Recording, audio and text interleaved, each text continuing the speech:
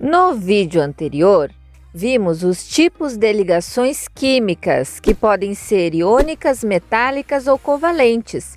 As ligações covalentes podem ser polares ou apolares. Veja na descrição. Hoje veremos uma ligação covalente um pouco diferente, a ligação covalente dativa, que também pode ser chamada de ligação covalente coordenada. Bora ver um exemplo? Vamos utilizar como exemplo o dióxido de enxofre, representado pela fórmula SO2, que é resultado da ligação de um átomo de enxofre com dois átomos de oxigênio.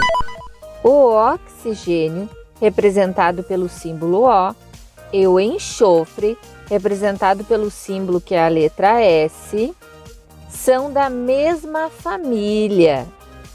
Ambos possuem 6 elétrons na sua camada mais externa, ou seja, na camada de valência.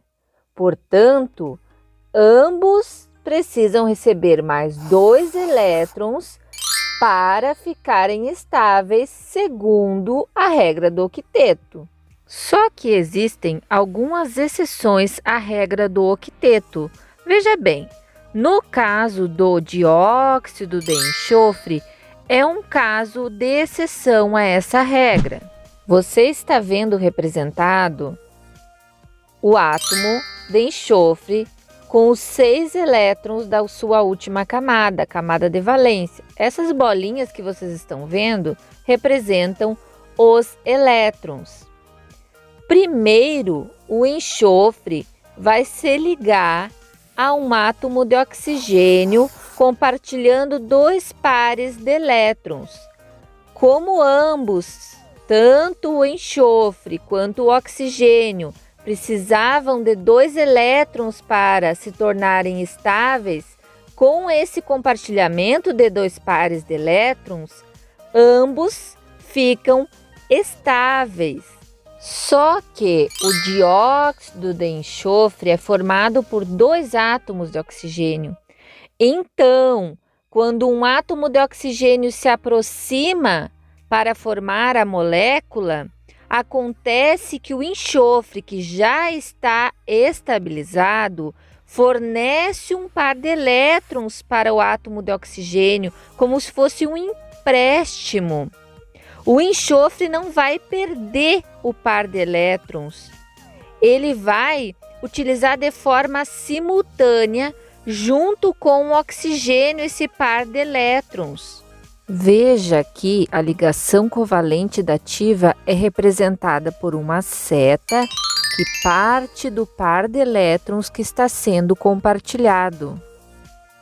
A ligação covalente dativa ou coordenada, ela só pode ocorrer entre um átomo que está estável, por exemplo, o enxofre, que eu acabei de citar, com um átomo que não está estável, ou seja, com um átomo que já está com a sua camada de valência completa, que vai compartilhar um par de elétrons com um átomo que ainda não está estável, que precisa completar o seu octeto, que precisa completar os 8 elétrons na camada de valência. Agora vamos conhecer um pouco mais do protagonista desse exemplo, o dióxido de enxofre, e vamos ver como ele está presente no nosso cotidiano. Bora lá? Algumas indústrias e também os carros liberam na atmosfera uma fumaça contendo alguns gases, como os óxidos de enxofre. Um deles, por exemplo, é o dióxido de enxofre. Também libera monóxido de carbono, dióxido de nitrogênio, entre outros gases.